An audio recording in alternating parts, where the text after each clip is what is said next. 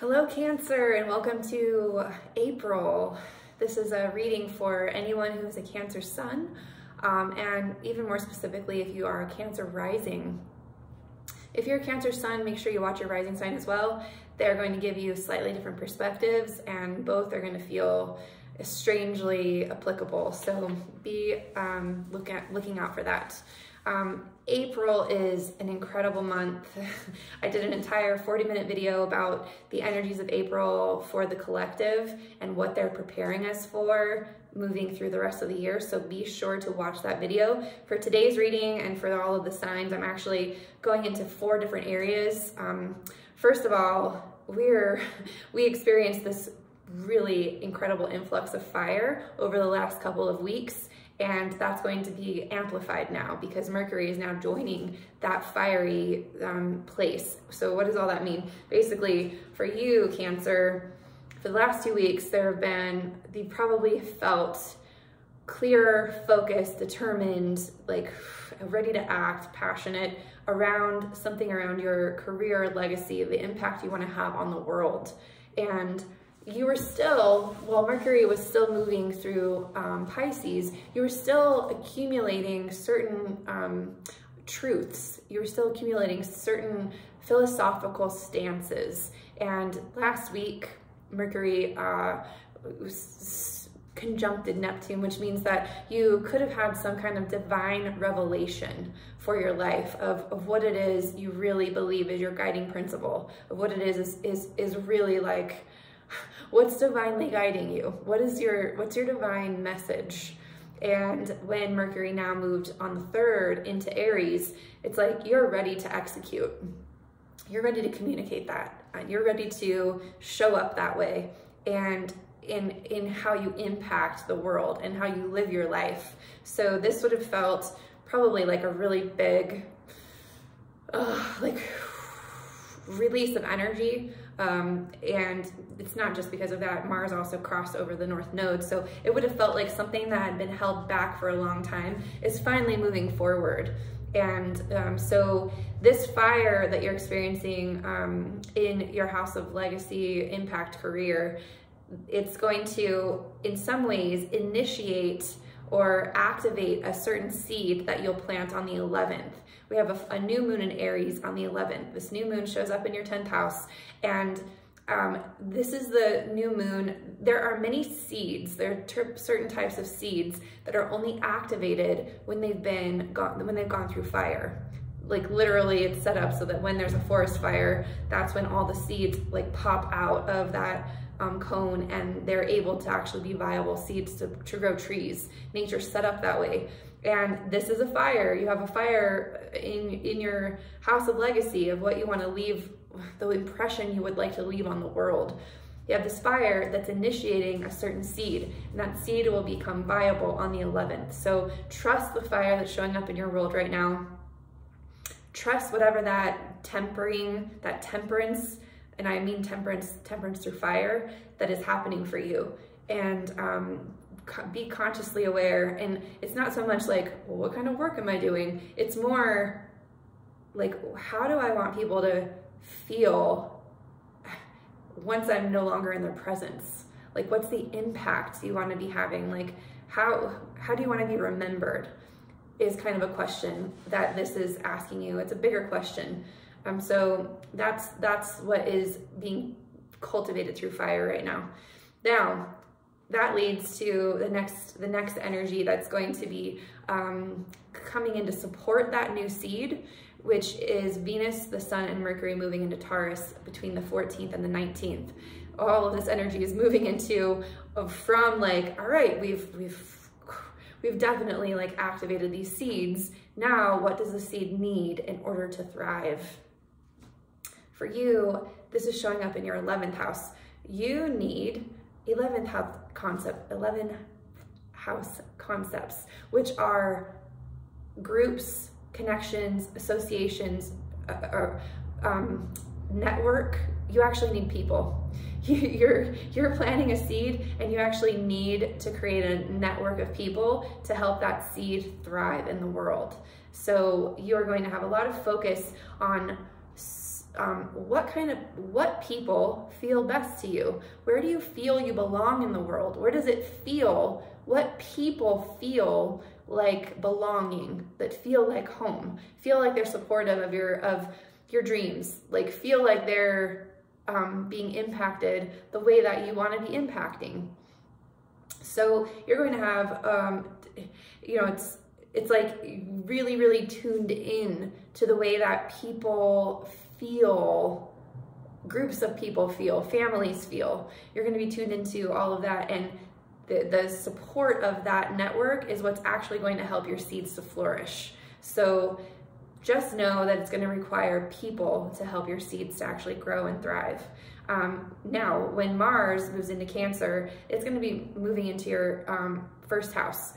Cancer, I would say that, you know, for a while, Mars has been moving through your 11th and 12th houses. When Mars moves through Gemini, you were like probably not fully, maybe not feeling like all of your masculine energy or all of your ability to like fully feel like you're behaving in alignment and integrity with yourself. You were, you know, navigating sort of mental spaces on what that really means for you. And now that it's moving into your first house, you're like, okay, this is the way I behave. Not questioning like, oh, is this the way I used to behave? Is this the way I behave now? You're actually like, no, I'm embodied now. This is how I behave. This is how I feel. This is how I behave when I feel this way. While the rest of the world is going to be kind of flailing with their emotions, and not everyone is super comfortable behaving from their acute emotional state or experiential state. And so there will be some individuals in your world that are like a little bit unpredictable. However, I see this as a really, really strong transit for you, Cancer, because you're actually going to feel like you've got your like masculine energy, like you know who you are, you know what you're about, you know how you want to act. Like you're in integrity with your identity is what that energy is presenting for you. And that is, I feel it's going to be a gift. Actually, it's going to feel like congruence for you, Cancer. And then at the end of the month, on the 26th, we have the Scorpio full moon. This will be a really, really beautiful full moon for you.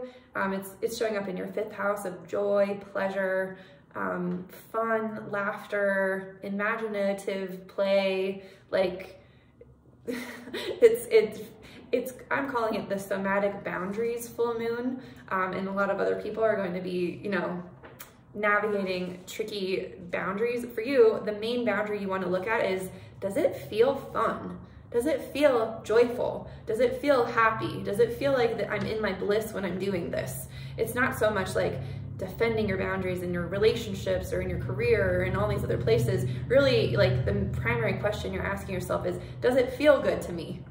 And if you hold that boundary for yourself, you're setting yourself up to create a world where you're going to consistently be having a pretty clear boundary. Like, no, like it can't feel like ruling.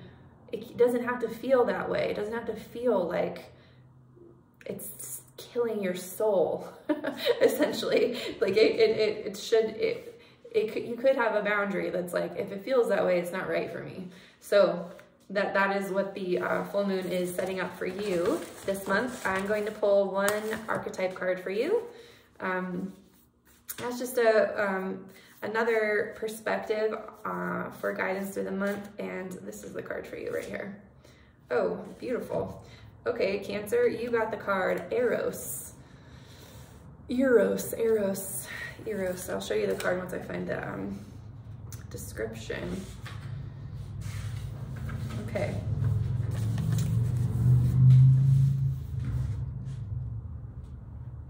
Love as desire, eroticism, sensuality.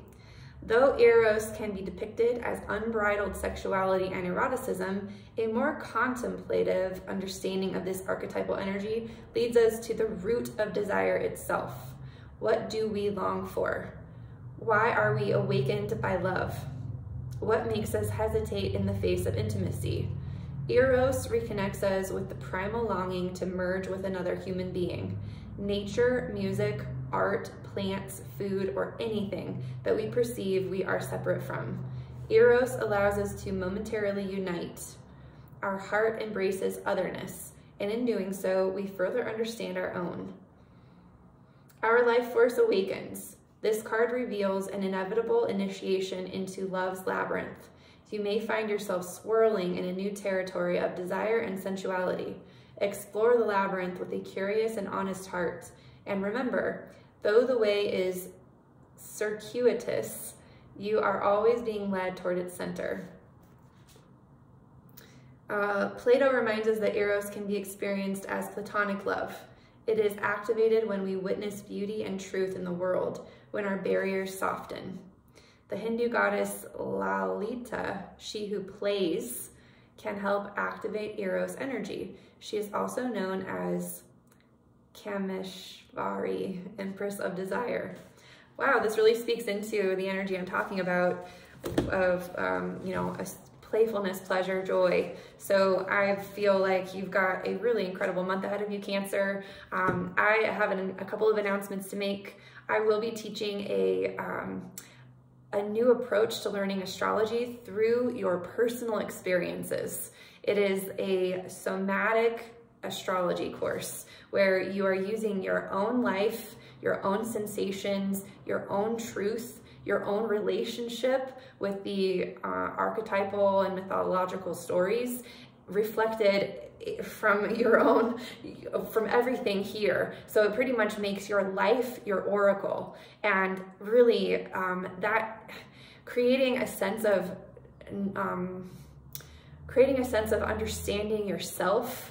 When you know yourself so clearly, you are capable of understanding the nature of the universe so much easier. And so it's not necessarily an astrology course that starts with the concepts and the mythology and the archetypes. It's absolutely one where we say, well, what was your experience during this period of time? What did the nature of that feel like? And now let's look at your chart and see what that energy actually was, so that you can contemplate as those cycles continue what that's going to mean for you in the future. So I don't know if I explain this differently in every single video. So it's like I'm getting like different sides of this elephant, I guess, so to speak. But what I believe is we are being prepared for, and be sure I made a 40-minute video about April, so I really went into depth about what this month is actually preparing us for. It's preparing us for somatic leadership. It's preparing us for the body to tell us what we should be doing in any moment. It's complete like overhaul of what we're giving authority to in the world. And what a better time to actually start letting people become more aware and masterful of their own journey and their own life based on their own experiences. So